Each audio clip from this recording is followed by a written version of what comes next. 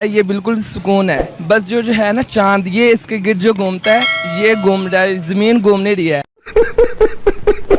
तो फिर सूरज भी घूम रहा है जमीन के गिर्द। सूरज जो है ना हर दिन निकलता है और अपनी रोजाना की कहते हैं जो होती है उसकी जहद, उससे ऊपर ऊपर बढ़ता जाता है। और ऐसे कहते हैं सूरज ये पूरी ज़मीन का गिर्द चक्कर लगाता है, जो है ज़मीन वो घूम नहीं रही, ये जो सूरज है ये इसके इर्द गिर्द घूम रहा है। चल झूठा। क्या करते हो उस्मान? हाफिज़ कुरान। हाफिज़ कुरान हो, मदरसे में पढ़ते हो? जी।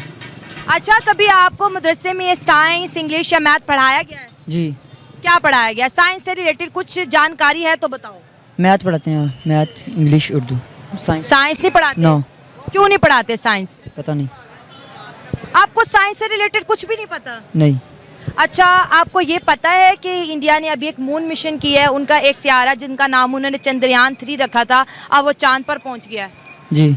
पता है कि नहीं पता, हाँ या ना? उनका नहीं पता। अब तो सच बोल दे। आपको नहीं पता है?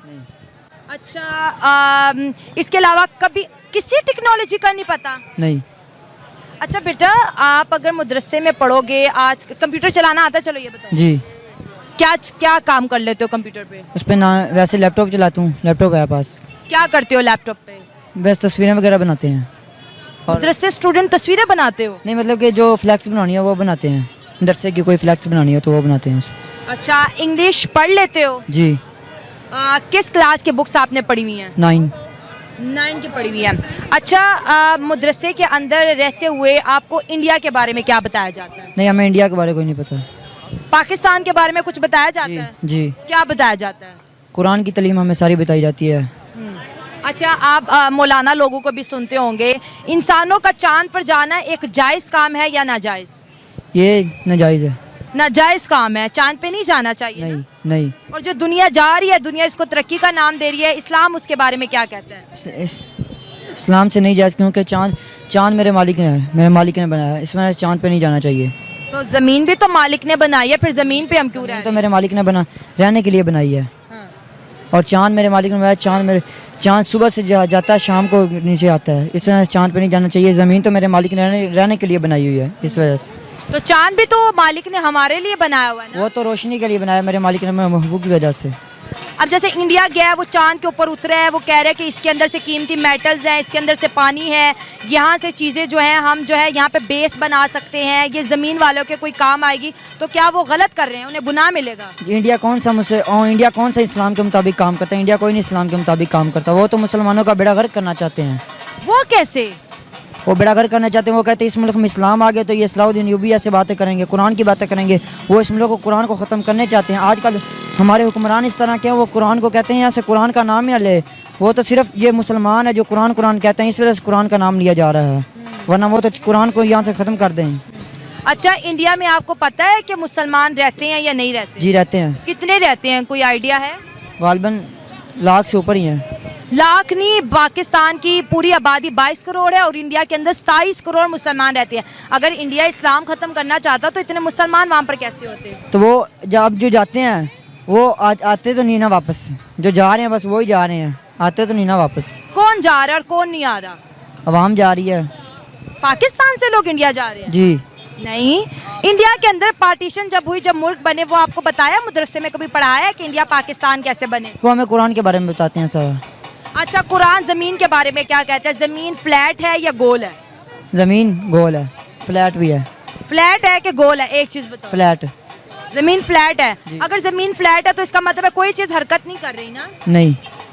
अच्छा, चलो ये बताओ, जो लोग साइंस पे जाते हैं, कायनात को ढूंढने की कोशिश करते हैं, इस कायनात के क्या राज है उसको जानने की कोशिश करते हैं, तो मेरा मालिक जानता है ना इसके, किसी के दिलों का राज कोई और तो नहीं ना जानता, वो तो मेरा मालिक जानता है और उसका महबूब जानता है।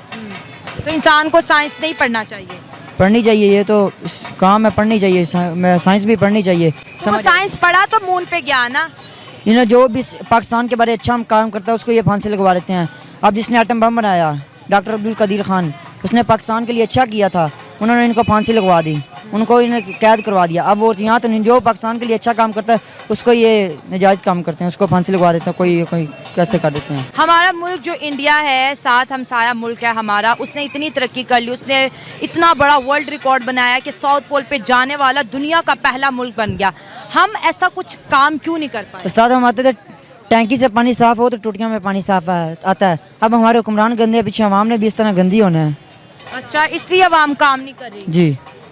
अच्छा, एक चीज़ बताओ कि हमारे जो मुल्क के पाकिस्तान के जो साइंटिस्ट हैं या फिर जो हुक्मरान, चलो ले लेते हैं, आपने बात की, वो हमें कहते हैं कि इंडिया से जो है दोस्ती ना करो, उनसे दुश्मनी करो, वो इस्लामिक मुल्क नहीं है। आपको लगता है कि हमें उनकी बात माननी चाहिए? मेरे आका ने फरमा दिया दुश्मन कोई काफिर किसी का मुसलमान का दोस्त नहीं बन सकता। जब मेरे आका ने फरमा दिया तो वो तो बात हक है। मेरे मालिक ने, मैं जो भी मेरे महबूब ने फरमाया वो बात सच है। जब मेरे मालिक ने फरमा दिया मेरे महबूब ने, तो कहा कोई हिंदू या कोई काफिर मुसलमान का दोस्त कभी नहीं बन सकता, जितनी देर तक वो काफिर ना हो जाए या हिंदू ना हो जाए। तो आपको भी तबलीग का दर्स दिया जाता है? जी। क्या दर्स दिया जाता है तबलीग का? कुरान के बारे में बताते हैं, कुरान में ये है, कुरान में ये है। अच्छा, कुरान में तो ये भी बताया जाता है कि जो नॉन मुस्लिम है उनके साथ अच्छा सलूक करो, उनके साथ ज्यादती ना करो, उनके साथ जुल्म ना करो। तो फिर हम ये जो काफिर का वर्ड क्या है कि सामने वालों को दुख पहुंचाते हैं, उन्हें तकलीफ पहुंचाते हैं, हेट फैलाते हैं। आपको नहीं लगता कि हमें ऐसे अल्फाज यूज़ नहीं करने चाहिए? ये तब दौर फितने का आ गया ना, कोई अच्छा भी करे उसको भी कहेंगे ये अच्छा कर रहा है, कोई बुरा करेगा उसको कहेंगे आप बुरा कर रहा है। ये फितने का दौर आ गया है।